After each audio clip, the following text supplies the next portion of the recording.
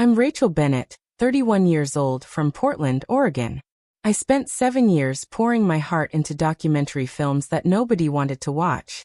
My family, the Bennetts of Lake Oswego, they never believed storytelling through a lens was a real career.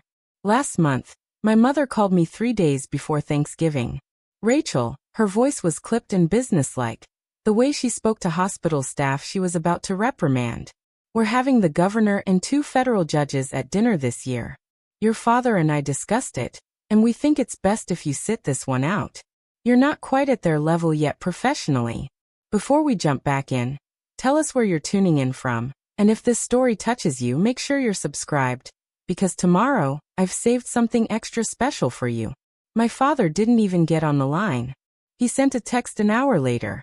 When you've accomplished something substantial, you'll have earned your seat. Focus on building a legitimate career first. I stared at that message in my tiny studio apartment in the Alberta Arts District, the one with the radiator that clanged all night and the window that wouldn't fully close. I didn't cry. I didn't call back to argue. I just decided right there that I was done auditioning for their approval. While they clinked crystal glasses with Oregon's political elite, I was in my cramped editing bay finishing the final cut of a documentary that had consumed 3 years of my life. A film about foster kids aging out of the system with nowhere to go. Kids the world had forgotten about, just like my family had forgotten about me. That Thanksgiving night, while they carved turkey and discussed campaign donations, I uploaded my final cut to the Sundance Film Festival portal at 11:47 p.m., 13 minutes before the deadline. I hit submit and sat back in my creaky desk chair, watching the progress bar complete. Then I microwaved a sad plate of leftover Thai food and fell asleep on my couch. 2 weeks later, my phone lit up at 6 in the morning. Sundance had accepted Invisible Voices into their documentary competition. But that wasn't all. By noon, my inbox exploded. A major streaming platform wanted to acquire worldwide distribution rights. The number they offered made my hands shake. $2.3 million for a film I'd made with borrowed equipment and maxed out credit cards. That afternoon, the local news picked up the story. Portland filmmaker Rachel Bennett's documentary acquired in record-breaking deal. The headline read, "They showed clips of my film, my name, my face." I watched it alone in my studio, phone buzzing non-stop with messages from everyone except the people whose approval I'd spent 29 years chasing. The next morning, guess who showed up at my building's lobby? My mother, my father, and my sister Victoria, all dressed like they were attending a charity gala at 10 a.m. on a Friday. Smiling. Proud. Acting like they'd been in my corner all along. Like they hadn't told me 2 weeks earlier that I wasn't good enough to sit at their table. But here's what I learned in that moment. Standing in that shabby lobby with its flickering fluorescent lights and the smell of someone's burnt coffee, their validation had never been the finish line. It had been a distraction from the race I was actually running. Want to know how I turned their rejection into the best thing that ever happened to me? How I went from the family disappointment to someone they suddenly wanted to claim. Stay with me, because this story gets better. And if you've ever been told you don't measure up, if you've ever been excluded from your own family's table, drop your story in the comments below. I promise you're not alone in this. Growing up as a Bennett in Lake Oswego was like living in a museum, where I was the only exhibit that didn't belong. Our house sat on 2 acres overlooking the lake, all glass and steel and imported marble, the kind of place featured in architecture magazines. My father, Thomas Bennett, was a federal judge appointed before he turned 50, the kind of man who commanded silence when he entered a room. People stood straighter around him. Lawyers trembled during his sessions. At home, his word was constitutional law, final and absolute. My mother, Patricia Bennett, ran the largest hospital network in the Pacific Northwest. She managed 12,000 employees and a budget that could fund a small city. She treated our family dinners like board meetings, everything scheduled and optimized, every conversation steered toward productivity and achievement. Love in our house wasn't hugs or encouragement. It was measured in accomplishments, in titles you could print on business cards, in salaries you could mention at country club brunches. My older sister Victoria married a corporate lawyer named James Morrison when she was 28. She'd made partner at her firm by 30, specializing in mergers and acquisitions for tech companies. She drove a Tesla, lived in a Pearl District penthouse, and her wedding had been covered in Portland Monthly magazine. Her life was a carefully curated Instagram feed of success. My younger brother Christopher was the crown jewel, the golden child who could do no wrong. He'd finished his residency in cardiothoracic surgery at Johns Hopkins, came back to Portland to join the most prestigious cardiac center in the state. At 29, he was already being profiled in medical journals, already saving lives in operating rooms while I was, in their words, playing with cameras. Then there was me. Rachel, the odd one out, the disappointment, the one who brought down the family average. While they discussed hospital expansions and legal precedents over dinner, I sat at that long mahogany table thinking about light and shadow, about how to frame a shot that would make someone feel something real. Our family dinners happened every Sunday at 6 p.m. sharp, a tradition my mother enforced like a federal mandate. We'd gather in the formal dining room, the one with the chandelier imported from Italy, and the chairs that cost more than most people's cars. I'd sit there in jeans while everyone else wore business casual, feeling like an imposter in my own family. My father would carve whatever organic, locally sourced protein my mother had prepared, and the interrogations would begin. "Victoria, tell us about the Henderson merger," he'd say, and she'd launch into details about her latest $50 million deal. "Christopher, how's the new valve replacement procedure progressing?" And Christopher would describe his latest surgical innovation, while everyone nodded approvingly. Then, almost as an afterthought, my father would glance my way. "Rachel, still making those little videos?" He said it like I was a child playing with toys, not a grown woman pursuing a craft. My mother was worse in some ways because her disappointment was more subtle, more surgical. She'd say things like, "Dear, the hospital is always hiring in." Communications. "It's not too late to get a real position."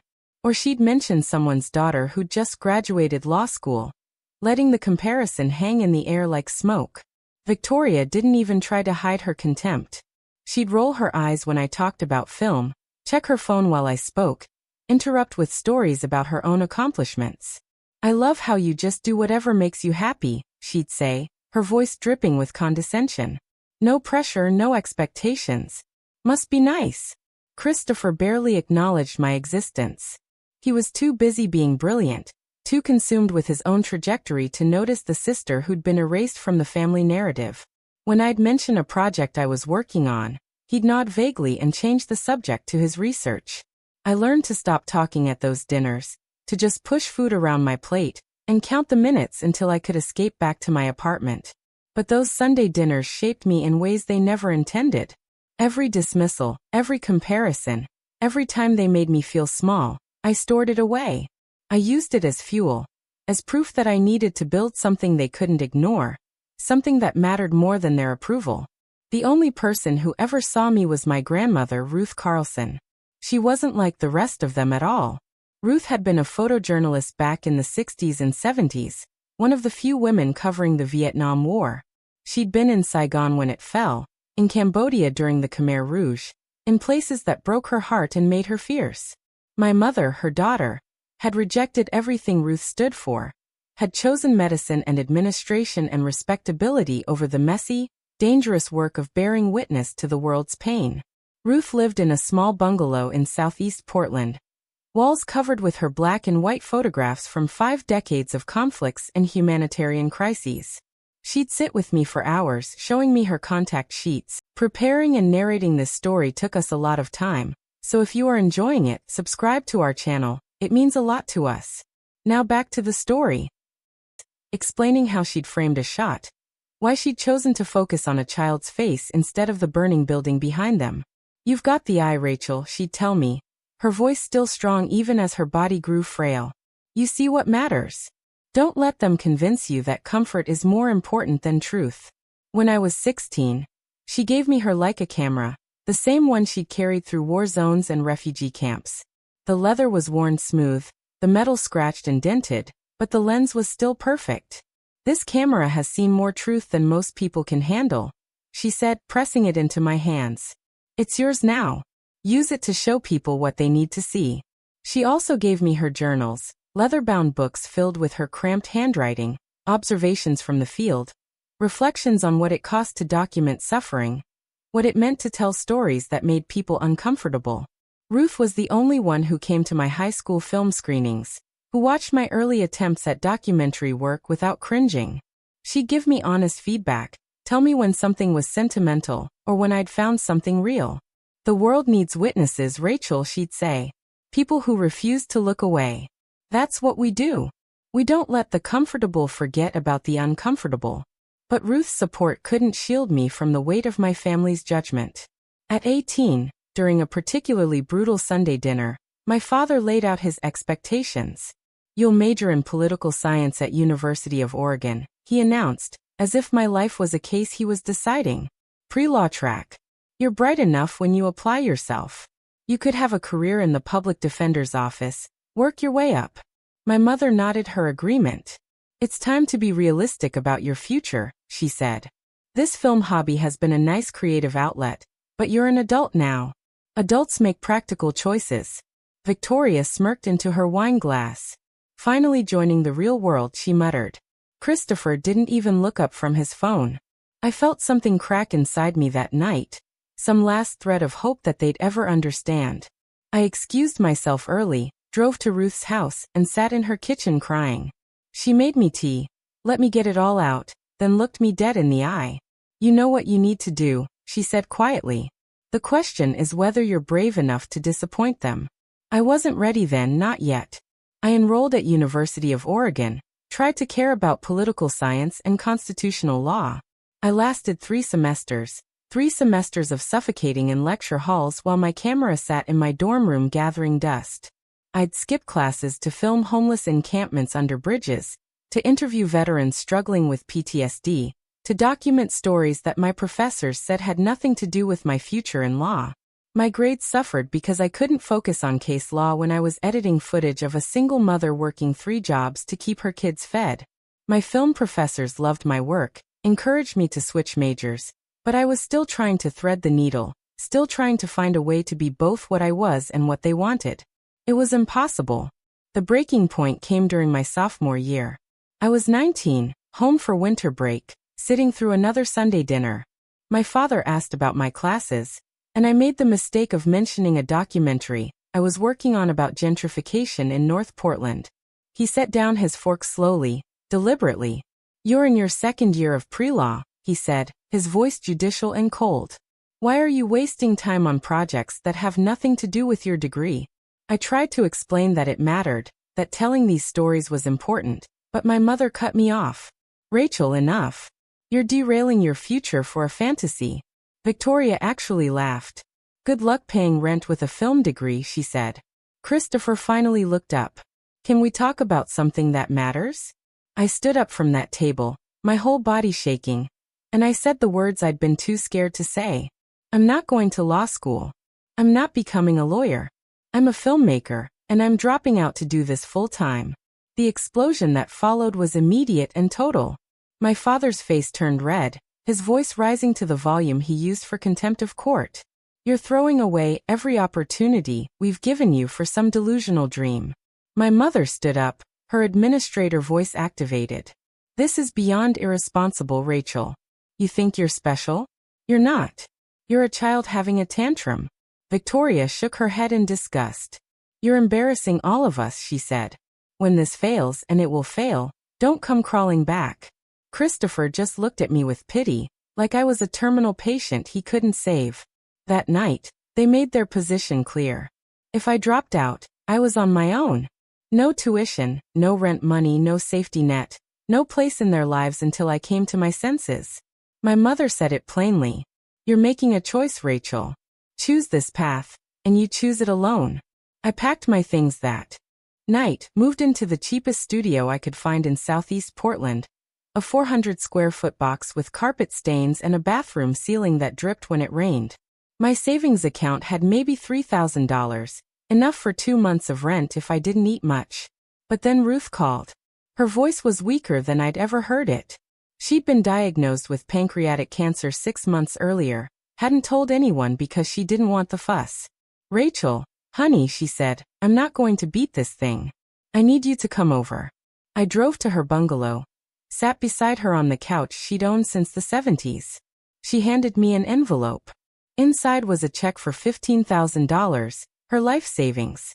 "This is for your first film," she said. "Make something that matters. Show them what you see." 2 months later, Ruth was gone. I was 20, alone, holding the camera and the journals of the only person who'd ever believed I had something to say. Part 2. The wilderness with Ruth's $15,000. I bought a used camera body, some decent lenses, and editing software I barely knew how to use. I named my one-person production company Witness Films, a tribute to everything Ruth had taught me about the responsibility of holding a camera. But Portland wasn't exactly a documentary hub. And I was nobody, just a college dropout with expensive equipment I was still learning to operate and a dream that sounded ridiculous when I said it out loud. To keep myself alive, I took a job at a 24-hour diner on Powell Boulevard called Rosie's. The place smelled like burned coffee and industrial cleaning solution, and the fluorescent lights made everyone look vaguely sick. I worked the graveyard shift, 10 p.m. to 6 a.m., serving truckers and insomniacs and people coming down from whatever had gotten them through their day. My feet ached constantly. I'd come home at 7 in the morning, sleep until noon, then spend the afternoon and evening teaching myself cinematography and editing through YouTube tutorials and library books. My apartment became a makeshift studio. I hung blackout curtains to control the light, set up my editing station on a folding table from Goodwill, and covered the walls with index cards mapping out story structures. The place was always a disaster. Cables everywhere, camera equipment on every surface, fast food containers I forgot to throw away. I lived on instant ramen and peanut butter sandwiches, counting every dollar, knowing that film stock and hard drives didn't pay for themselves. The loneliness was crushing in ways I hadn't anticipated. My old friends from high school had all gone off to universities, were joining sororities and fraternities, posting pictures of football games and beach trips.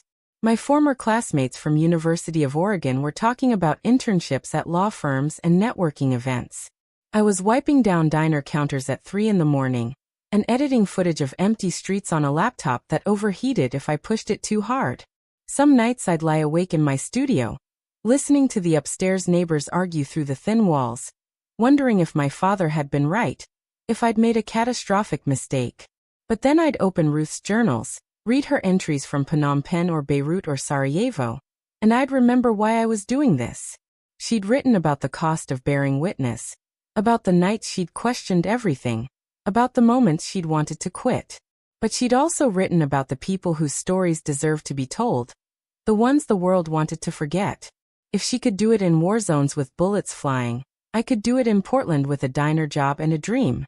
I started small, reaching out to local nonprofit organizations and asking if they needed documentation of their work. Most ignored me, but a few said yes. I filmed at a homeless shelter downtown, capturing the daily routines of people trying to maintain dignity in impossible circumstances. I documented a community garden in North Portland where immigrant families grew vegetables from their home countries and shared recipes across language barriers. I spent weeks following a street outreach team that delivered clean needles and naloxone to people struggling with addiction. None of it was glamorous. I was learning on the job, making mistakes constantly. My early footage was shaky, poorly lit, the audio muddy. I'd watch it back and cringe, but I'd also see moments of truth, frames where I'd caught something real, a look in someone's eyes or a gesture that told a whole story. I was getting better, slowly, frame by frame. I started entering my short documentaries into film festivals, starting with the small local ones that had free submissions. The rejections came fast and often. "Thank you for your submission, but unfortunately, your film does not fit our programming needs this year." I papered my bathroom wall with rejection letters, a reminder that this was part of the process. Occasionally, a tiny festival would accept one of my shorts. I'd travel on a Greyhound bus to some community center in Bend or Eugene, watch my film play for an audience of maybe 20 people, and feel a rush that made all the struggle worthwhile. After one screening, an older woman came up to me with tears in her eyes. "My son struggles with addiction," she said. "Thank you for showing his humanity." Those moments kept me going when nothing else could. But the Bennett family dinners continued without me. I'd see Victoria's face in the business section of the Oregonian, articles about her firm's latest deal. Christopher was featured in a healthcare magazine, youngest surgeon to perform some complicated procedure. My mother was interviewed on the local news about hospital protocol during flu season. My father's cases made headlines, his decisions affecting thousands of lives. They were everywhere, succeeding loudly and publicly, while I scraped by in obscurity. I didn't reach out, and they didn't either. The silence was absolute. Holidays came and went, my birthday passed unacknowledged, and I learned to build a life that didn't include them. It hurt less than I expected, or maybe I just got better at numbing myself to it. I threw myself into work, into learning my craft, into finding stories that needed telling. The rejection from film festivals stung, but it wasn't personal the way family rejection was. I could handle professional failure. I'd been handling personal failure my entire life. My second year after dropping out, I was 21 and still working at Rosie's, still living in the same cramped studio, still eating meals that cost less than $3. I'd saved enough to start a more ambitious project, a short documentary about day laborers who gathered at dawn on street corners, hoping someone would hire them for construction work or landscaping. I spent weeks gaining their trust, showing up at 5 in the morning with coffee and my camera, asking permission before I filmed anything. The footage was raw and honest, showing the dignity of men who worked backbreaking jobs for cash under the table, who sent money home to families in other countries, who lived in overcrowded apartments and prayed they wouldn't get injured because they had no insurance. I called it waiting for work, and I poured everything I'd learned into editing it. The pacing was better, the sound design cleaner, the story structure more sophisticated. I submitted it to 20 festivals and got rejected by 19. But the 20th, a small documentary festival in Seattle, accepted it. I took a bus north, paid $40 for a hostel bed, and watched my film play in a theater that seated maybe 80 people. It was half full, but those 40 people watched in complete silence, and when the credits rolled, they clapped. A woman approached me afterward, introduced herself as Gloria Reeves. She ran a small documentary fund that helped filmmakers complete passion projects. "This is strong work," she said, her voice direct and no nonsense. "What are you working on next?" I didn't have a next project, not really. I'd been so focused on finishing waiting for work that I hadn't thought beyond it. But in that moment, standing in the lobby of a Seattle theater with someone who actually saw potential in my work, I remembered something Ruth had written about. She'd spent months documenting orphanages in Romania after the fall of Ceausescu, showing the world what happened to children the state had abandoned. I told Gloria about an idea that had been forming in my mind for months. I wanted to make a documentary about kids aging out of the foster care system. The ones who turned 18 and suddenly had nowhere to go, no family to fall back on, no safety net. Every year, thousands of teenagers were basically ejected from the only system that had kept them housed and fed, expected to figure out adulthood completely alone. It was a story about invisibility, about young people the world had given up on. Gloria listened, asked smart questions about my approach, about access, about what made this story urgent. Then she said something that changed everything. "I can give you $8,000 to start production. It's not much, but it'll cover equipment rentals and travel. You'll need to raise the rest." I almost cried right there in that theater lobby. $8,000 was more money than I'd ever had for a film project. It was validation that someone besides Ruth believed I could do this. I went back to Portland energized, terrified, and completely committed. I started researching, reaching out to social workers and foster care advocacy groups, trying to understand the system and find young people willing to share their stories. It was slow, difficult work. These were kids who'd been failed by adults their entire lives. Why would they trust me with a camera? I spent months just building relationships, showing up at transition programs and group homes, explaining what I wanted to do without making promises I couldn't keep. Slowly, a few young people agreed to let me follow them. There was Destiny, a 19-year-old who'd bounced through 14 different foster homes, and was now living in her car while working at a fast food restaurant. There was Marcus, who'd aged out at 18 and was couch surfing with friends, trying to finish his GED while dealing with untreated depression.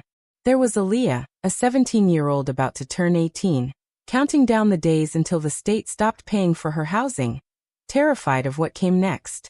Their stories broke my heart and filled me with purpose. I filmed them at work, in transitional housing, at social service offices where they navigated bureaucracy alone. I captured the small moments that revealed larger truths. Destiny crying in her car after a shift because she was too exhausted to drive somewhere safe to park. Marcus staring at college applications he couldn't afford to submit. Aaliyah packing her belongings into garbage bags because she had no suitcase, no family to help her move. I was burning through Gloria's $8,000 faster than I'd planned.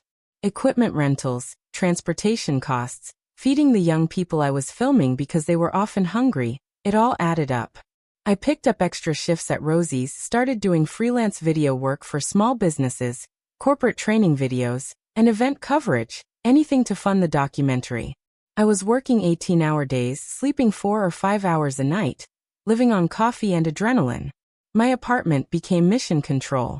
I had timelines mapped on the walls, interview schedules, shot lists, fundraising goals. I launched a small crowdfunding campaign online, asking for help to finish the film. It raised $4,000, mostly from strangers who connected with the story. Every donation felt like a vote of confidence, proof that people cared about these invisible kids even if the system didn't. But the isolation was intense. I had no social life, no time for relationships or friendships. My entire world was the film, the young people I was documenting, and the crushing responsibility of telling their stories right. I'd have panic attacks in my bathroom, overwhelmed by the weight of it, worried I wasn't skilled enough, wasn't experienced enough, wasn't good enough to do justice to their lives. Then I'd think about Ruth, about the impossible situations she'd filmed in, and I'd get back to work. 2 years into production, I was 23 and completely broke. Gloria's initial funding was long gone, my crowdfunding money was depleted, and I'd maxed out 2 credit cards covering costs. I was working 40 hours a week at the diner plus freelance gigs, editing the documentary whenever I had a spare moment. My body was breaking down from stress and exhaustion. I developed a persistent cough from too many cigarettes and not enough sleep. My diet consisted of whatever I could eat quickly and cheaply. The documentary was shaping into something powerful. I could feel it. I had hundreds of hours of footage, intimate moments with Destiny and Marcus and Aaliyah that revealed the systemic failures and personal resilience of kids nobody wanted. But I was still missing something, some element that would tie it all together and make it undeniable. I spent months in editing, trying different structures, testing various approaches. My freelance editor friend would come over on weekends, and we'd work 12-hour sessions, refining the cut, sharpening the narrative. Then Destiny called me at 2 in the morning. She'd been evicted from the room she was renting, had nowhere to go, was sitting in a 24-hour grocery store parking lot with everything she owned in her car. I drove across town, found her parked under a streetlight, shaking with cold and fear. I brought her back to my apartment, gave her my couch, made her tea. We talked until sunrise, and she told me things she'd never said on camera, about the foster parents who'd neglected her, about the social workers who'd forgotten her, about the profound loneliness of growing up without anyone to call family. "Can you film this?" she asked as the sun came up. "I think people need to hear it." I set up my camera on a tripod, sat with her on my couch, and let her talk. She spoke for 90 minutes straight, raw and unfiltered, about what it meant to be thrown away by the system, to age out with no support, to face adulthood completely alone. It was the most powerful footage I'd ever captured, and I knew it would be the heart of the documentary. I called the film Invisible Voices, a title that reflected both the young people's stories and society's willful blindness to their struggles. I was 25 when I finally had a rough cut, a 90-minute documentary that felt complete. Gloria watched it in my apartment on my small TV, and when it ended, she sat in silence for a long moment. "This is festival ready," she said finally. "You need to submit this everywhere." But submission fees cost money, usually between $50 and $100 per festival, and I'd already submitted to dozens of festivals over the years with my shorter work. I couldn't afford to blast this out to every major festival. Gloria helped me strategize. We targeted 10 festivals, the ones that mattered for documentary work: Sundance, Tribeca, South by Southwest, Hot Docs, Full Frame. She covered half the submission fees as an investment in the film. I covered the other half by selling my laptop and using my roommate's computer to finish final edits. Then we waited. Film festival responses can take months, and the waiting period was torture. I'd refresh my email obsessively, hoping for acceptances, dreading the rejections I'd grown so accustomed to. The rejections started coming in February. Tribeca passed. South by Southwest passed. Hot Docs passed. Each one felt like a punch to the stomach, confirmation that maybe I'd spent 3 years on something that wouldn't find an audience. I fell into a depression that lasted weeks, barely leaving my apartment except to work at the diner. I'd look at the footage of Destiny and Marcus and Aaliyah, kids who'd trusted me with their stories, and I felt like I'd failed them. Gloria called regularly, trying to keep my spirits up. The right festival will see it, she kept saying. You made something important. Just keep going. But I was running out of faith, running out of money, running out of reasons to believe this would work. I thought about getting a regular job, something stable with benefits and a predictable paycheck. I thought about giving up, about admitting my family had been right all along. Then, on a random Tuesday in March when I was 26, an email arrived from Sundance Film Festival. I almost deleted it, assuming it was another rejection. But I opened it, and the first line made my heart stop. Congratulations, we are pleased to inform you that Invisible Voices has been selected for the U.S. documentary competition at the 2024 Sundance Film Festival. I read it 3 times, convinced I was misunderstanding. Sundance, the most prestigious documentary festival in North America, wanted my film. I called Gloria, and she screamed so loud I had to hold the phone away from my ear. We're going to Park City, she said. Get ready because everything just changed. But even with a Sundance acceptance, I was still broke. Festival attendance isn't free. I needed travel money, accommodation, professional clothes for filmmaker events. Gloria helped again, connecting me with her network to find sponsorship.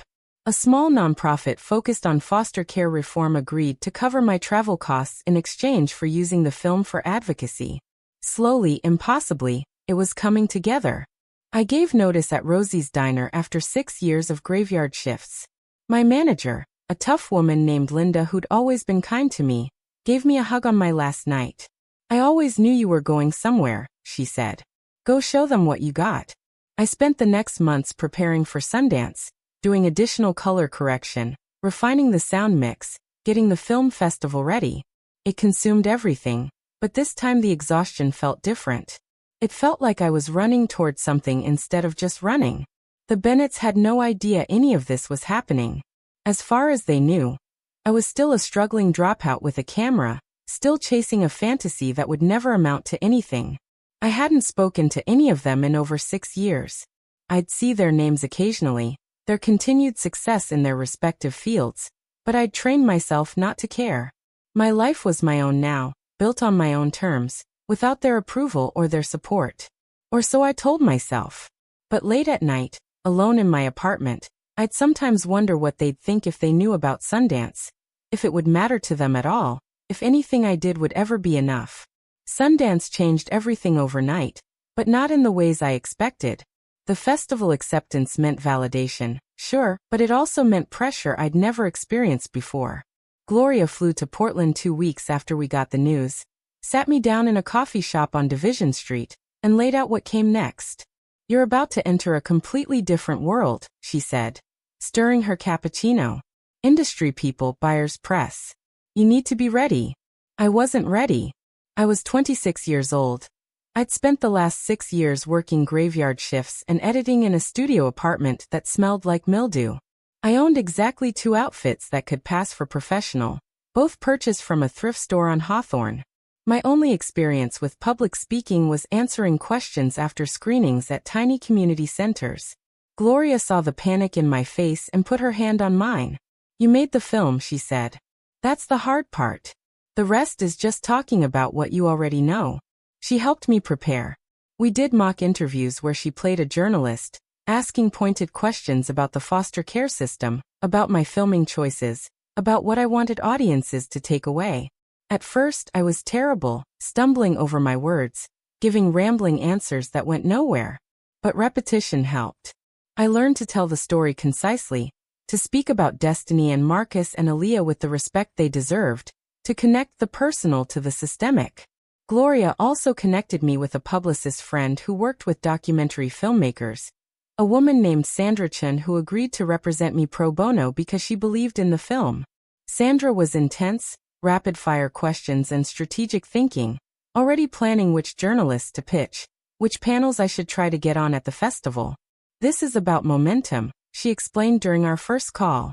Sundance is where careers launch, but only if you're smart about it. The young people in my film, they were excited and nervous. Destiny was coming to Park City with me, the nonprofit sponsoring her travel, so she could share her story directly with audiences. Marcus couldn't get time off from his job, but he recorded a video message for me to play if questions came up. Aaliyah, who'd been the most camera-shy during filming, decided she wanted to be there too, wanted to look industry executives in the eye and tell them her life wasn't entertainment, it was evidence. November rolled into December, and I was drowning in festival preparation, while also trying to survive financially. The diner job was gone, and freelance work had dried up because I'd been so focused on the documentary. I was living off credit cards, behind on rent, eating one meal a day to stretch my money. My landlord threatened eviction, and I had to beg for an extension, promising payment after the festival when I hoped, prayed, that something would come through. Then 3 weeks before Sundance, my mother called. I almost didn't answer. Her name flashed on my phone screen, a number I hadn't deleted but had never expected to see again. My hand shook as I picked up. Rachel, her voice was clipped, familiar, distant. Your father and I are hosting Thanksgiving dinner this year. We're having important guests, the governor, 2 federal judges, a senator. She paused, and I waited for what I knew was coming. We think it's best if you sit this one out. You're not quite at their level yet professionally. I stood in my kitchen, phone pressed to my ear, and something inside me that had been waiting for this moment just deflated. Not anger, not even hurt anymore, just a tired kind of acceptance. You're right, I said quietly. I'm not at their level. I'm doing my own thing. There was silence on her end, like she'd expected me to argue, to beg for inclusion the way I had when I was younger. When I didn't, she filled the space with more justification. It's nothing personal, dear. When you've accomplished something substantial, something we can point to, you'll have earned your place at the table. My father got on the line, his voice carrying that judicial authority that used to make me feel small. Focus on building a legitimate career first, Rachel. This has gone on long enough. Don't you think it's time to be realistic? I thought about telling them about Sundance, about the 3 years I'd poured into a film that was about to premiere at the most important documentary festival in the world. But some instinct stopped me. They hadn't been there for any of it, the failures, the rejections, the nights I'd cried myself to sleep wondering if I was delusional. They didn't get to be there for this either. I'm working on something, I said simply. I can't make Thanksgiving anyway. My mother's voice took on that edge I remembered from childhood, the one that said I was being difficult. We'll reach out when you're ready to join the family properly. The call ended. I sat on my couch for a long time, staring at Ruth's camera on my desk, thinking about the choice I'd made 6 years ago to walk away from their approval. It still hurt, but it hurt less than it used to. Maybe I was finally building calluses over those old wounds. Victoria texted me an hour later, her message short and cutting. Heard you're still playing filmmaker. Focus on catching up to the rest of us. Maybe next year you'll have something to show. I deleted it without responding. Christopher didn't reach out at all, but that was expected. He existed in a different stratosphere, one where I'd never mattered enough to acknowledge. The rejection stung in a dull, familiar way, but I had too much to do to dwell on it. Sundance was 3 weeks away, and I had a film to prepare. Gloria and I worked around the clock on the festival strategy. We identified potential buyers, streaming platforms and distributors who might be interested in invisible voices. She coached me on pitching, on how to talk about the film's potential audience, its impact, its relevance. You're not just selling a documentary, she reminded me. You're selling a movement, a conversation the country needs to have about these kids. Sandra, the publicist, was already planting seeds with journalists, letting them know about the film without overhyping it. She got me a pre-festival interview with a documentary podcast, my first real media appearance. I was terrified, stammering through answers about my process and the young people's stories, but the hosts were kind, genuinely interested. The episode went live 2 weeks before the festival, and suddenly people in the documentary community knew my name. Thanksgiving came and went. While my family ate turkey with Oregon's political elite at their Lake Oswego estate, I was in my apartment doing final technical checks on the festival print, making sure every frame was exactly right. Gloria had invited me to her family's dinner in Seattle, but I couldn't afford to lose a day of preparation. I heated up a frozen meal, worked until midnight, and fell asleep at my desk. At 2 a.m, my phone rang. It was Destiny crying. She'd had a fight with the guy whose couch she was crashing on, was back in her car, was spiraling into panic about Park City, about being in front of cameras and audiences. I stayed on the phone with her for an hour, talking her down, reminding her why her story mattered, promising I'd be right there with her through every screening and panel. We're in this together, I told her. You're not alone anymore. The next day, I got an email that made my breath catch. A major streaming platform, one of the biggest in the industry, had heard about Invisible Voices through back channels. They wanted to set up a meeting at Sundance, an exploratory conversation about potential acquisition. Gloria called me immediately, her voice higher than I'd ever heard it. This is huge, Rachel. This is the kind of interest that changes everything. But don't get ahead of yourself. Nothing's certain until it's signed. I tried to stay grounded, but hope is a dangerous thing when you've been disappointed as many times as I had. Still, I let myself imagine it. A streaming deal would mean distribution, real money, the ability to pay off my debts and maybe, finally breathe. It would mean millions of people could see what I'd spent 3 years documenting, could meet Destiny and Marcus and Aaliyah, could understand what happened to kids the system abandoned. December accelerated into a blur. I bought a cheap suit from a discount store, my first professional outfit that actually fit. Sandra prepped me for the streaming platform meeting, role-playing different scenarios, teaching me how to negotiate without seeming desperate even though I absolutely was. Gloria handled the logistics, coordinating with the festival, setting up additional meetings with smaller distributors as backup options. A week before Park City, I had a small gathering at my apartment with Destiny and Aaliyah. We watched the film together one more time, and both of them cried during their most vulnerable moments on screen. Is it okay? Aaliyah asked afterward, wiping her eyes. Did I say the right things? I hugged her, this brave young woman who'd trusted me with her trauma. You were perfect, I said. You told the truth. That's all that matters. The day before I was supposed to fly to Utah, my bank account was overdrawn. I'd spent every cent on festival prep, and my credit cards were maxed. I had no money for food in Park City, no buffer for emergencies. I called Gloria in a panic, and she Western Unioned me $500. Consider it an advance on your future success, she said. Pay me back when you're rich and famous. I packed my single suitcase with the few clothes I owned, Ruth's camera, even though I wouldn't be filming, and the leather journal she'd carried through war zones. On the flight to Salt Lake City, I read her entries from the 80s, her reflections on documenting suffering, on the ethics of pointing a camera at pain. She'd written something that stayed with me. The stories we tell don't belong to us. We're just the messengers. Our job is to be worthy of the trust people place in us when they let us see their truth. Park City was overwhelming, a mountain town transformed into a film industry circus. Filmmakers and executives everywhere, parties and panels and screenings packed into every venue. Gloria met me at the airport with Destiny and Aaliyah, who'd flown in that morning. We drove up to Park City together, all of us nervous and excited and terrified. This is it, Gloria said as we pulled into town. Whatever happens, you made something extraordinary. Remember that. Our first screening was scheduled for the second day of the festival, a prime slot in the documentary competition. The theater held 400 people, and Sandra said advance buzz suggested it would sell out. I couldn't eat breakfast that morning, my stomach twisted with anxiety. What if the audience hated it? What if all the work, all the years, all the sacrifice led to polite applause and people walking out? Destiny held my hand in the green room before the screening. You did this, she said. You saw us when nobody else did. Whatever happens in there, you changed my life. I started crying, careful not to mess up the minimal makeup I'd applied. Aaliyah squeezed my other hand. We've got you, she said. Just like you had us. The lights went down. Invisible voices began. I sat in the back row, unable to watch the screen, watching the audience instead. 400 strangers experiencing something I'd lived with for 3 years. I saw people crying during Destiny's couch interview, the raw 90-minute confession she'd given me that terrible morning.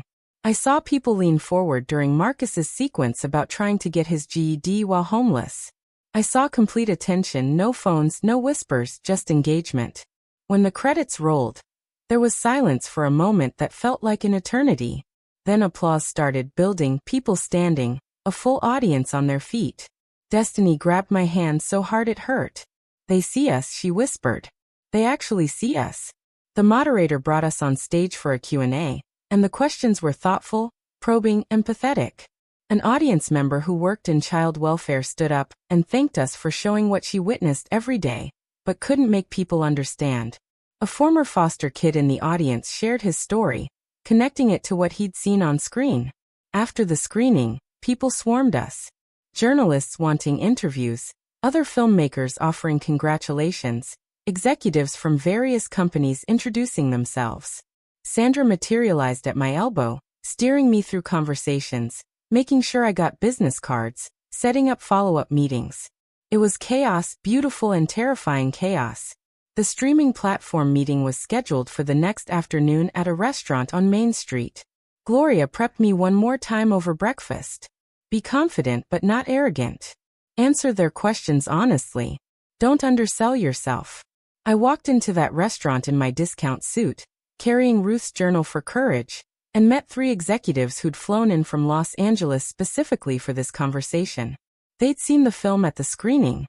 One of them, a woman named Elizabeth Morgan who ran documentary acquisitions, got right to the point. This is exactly the kind of story we're looking for, she said. Raw, important, urgent. We want to acquire worldwide rights. We're prepared to offer $2.3 million for the film plus a development deal for your next project. I couldn't process the number at first. $2.3 million. For my documentary, for 3 years of work, for maxed out credit cards and skipped meals and nights sleeping at my desk. Gloria, sitting next to me, squeezed my knee under the table.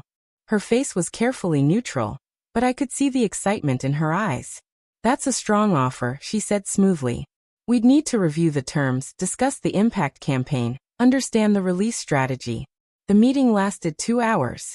We talked about their platform, their audience reach, their commitment to social impact documentaries.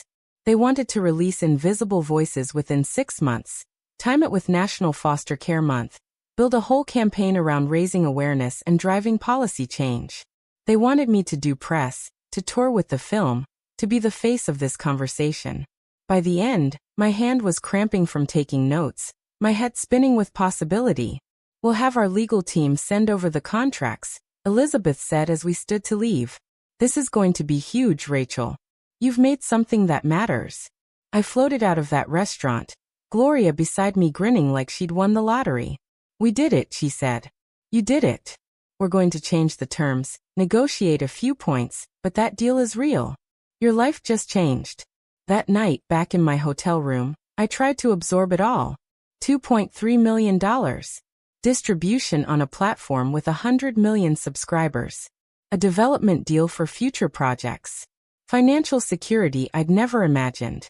But more than the money, validation that the work mattered, that Destiny and Marcus and Aaliyah's stories would reach millions of people, that maybe, just maybe, something would change for kids aging out of foster care. I called the young people in the film, shared the news. Destiny cried. Marcus shouted so loud I had to pull the phone away. Aaliyah was quiet for a moment, then said, "So people are really going to hear us? Like millions of people?" "Yes," I told her. "The whole world is going to hear you." I thought about calling my family, about telling them what had happened. But they'd made their position clear on Thanksgiving. I wasn't at their level yet, wasn't worth a seat at their table. Well, now I didn't need their table. I'd built my own. The rest of Sundance became a whirlwind I barely remember in coherent pieces. Gloria and I met with the streaming platform's legal team twice more, hammering out contract details. Sandra had me doing back-to-back interviews with documentary publications, podcasts, even a segment for a morning news show that was covering the festival. Everywhere I went, people wanted to talk about invisible voices, about the foster care crisis, about what came next. There was a party hosted by the streaming platform on the third night, held in a renovated warehouse space with an open bar and catered food I couldn't even pronounce. I stood there in my thrift store blazer, surrounded by executives in designer clothes, and felt completely out of place. But Destiny was there too, and she pulled me aside at one point. "Look at us," she said, gesturing around the room. "A year ago, I was sleeping in my car. Now I'm at a Sundance party with people who actually give a damn about what happened to me." "You did that, Rachel." I met other documentary filmmakers that night, people whose work I'd studied and admired for years. They congratulated me, asked about my process, wanted to know what I was working on next. One veteran director, a woman who'd been making documentaries for 30 years, pulled me aside. "I saw your film yesterday," she said. "It reminded me why I started doing this work. Don't lose that urgency, that rawness. The industry will try to smooth your edges, but those edges are what make your work matter." Her words stuck with me through the rest of the festival. I was already thinking about the development deal, about what story I wanted to tackle next, but I was also terrified of losing what had made Invisible Voices work. I'd made it with nothing, no expectations, no safety net, just a desperate need to tell a story that mattered. How do you replicate that when suddenly you have resources and support and people watching? On the final day of the festival, there was an award ceremony. Invisible Voices won the Audience Award for Documentary, voted on by everyone who'd attended screenings throughout the week. Standing on that stage, holding a trophy that was heavier than I expected, looking out at an auditorium full of people who'd chosen my film, I felt something shift inside me. This wasn't luck. This wasn't a fluke. I'd worked for this, sacrificed for this, believed in this when everyone else said I was wasting my time. The local Portland news picked up the story that night. Portland filmmaker Rachel Bennett wins top prize at Sundance Film Festival, the anchor announced. Her documentary about foster youth has been acquired by a major streaming platform in a deal worth over $2 million. They showed clips from the film, my face, mentioned that I'd grown up in the Portland area. I watched it on my laptop in my hotel room, still unable to fully process that this was my life now. My phone started buzzing with messages from people I hadn't heard from in years. Old high school acquaintances congratulating me. Former professors saying they always knew I'd succeed. Distant relatives suddenly remembering I existed. But nothing from Thomas, Patricia, Victoria, or Christopher Bennett. Radio silence from the people whose approval I'd once craved more than anything. Part of me had hoped, stupidly, that seeing my success might crack something open in them, might make them realize they'd been wrong about me. But their silence was its own kind of answer. Gloria flew back to Portland with me, and we spent the flight planning next steps. The streaming platform wanted to announce the acquisition publicly within a week, coordinate it with a press push. Sandra was already setting up interviews with major outlets, New York Times, NPR, podcasts with millions of listeners. There would be a premiere event in Los Angeles, a nationwide virtual screening tour, panel discussions about foster care reform. It was everything I'd dreamed of and more, but it was also overwhelming. When I got back to my studio apartment, it looked even smaller and sadder than I remembered. The peeling paint, the cramped space, the neighbor's noise bleeding through thin walls. I'd been living here for 6 years, barely surviving, and now I had enough money to move anywhere I wanted. But I also felt a strange attachment to this place, to the struggle it represented, to the person I'd become within these walls. I spent the next week fielding calls and emails, working with lawyers to finalize the streaming deal, coordinating with Destiny and the other young people about the upcoming press tour. The contract was signed on a Tuesday afternoon, digitally, sitting at my kitchen table where I'd edited so many hours of footage. $2.3 million minus Gloria's producer fee, minus taxes, minus the debts I'd accumulated. I'd still walk away with more money than I'd ever imagined having. The announcement went live on a Thursday morning. The streaming platform put out a press release, Entertainment industry publications ran stories. Social media lit up with people talking about the film and the foster care crisis it exposed. My phone became unusable from the volume of notifications. By noon, the story had been picked up by mainstream news outlets.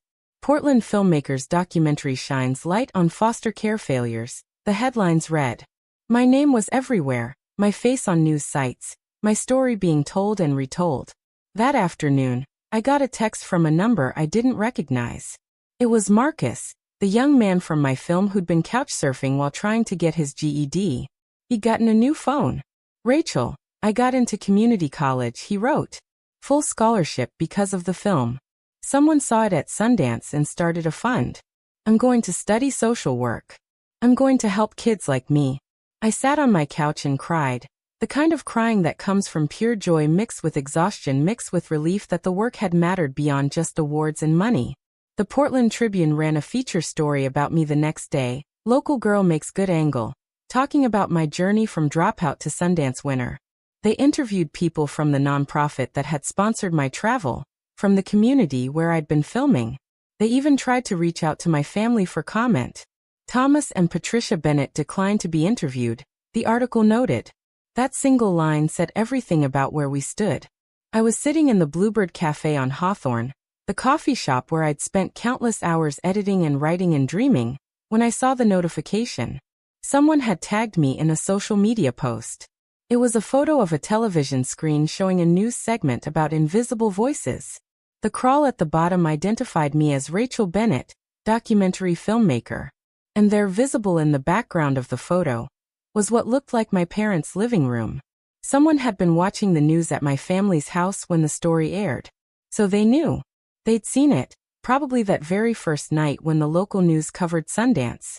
They'd known for over a week that I'd won, that I'd gotten a multi-million-dollar deal, that their dropout daughter with the childish hobby had accomplished something they couldn't dismiss or diminish. And they'd said nothing, reached out in no way, maintained their silence even as my success became impossible to ignore. The realization didn't hurt the way I expected. Instead, I felt something closer to pity.